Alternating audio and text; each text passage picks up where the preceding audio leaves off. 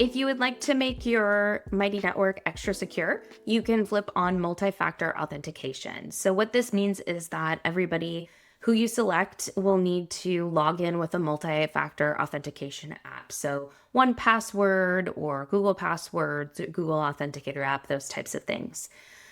So if you go to admin multi-factor authentication, you can choose which roles will need to be required. So you can put not required for everyone, for anyone, required only for network hosts and moderators, or required for everyone.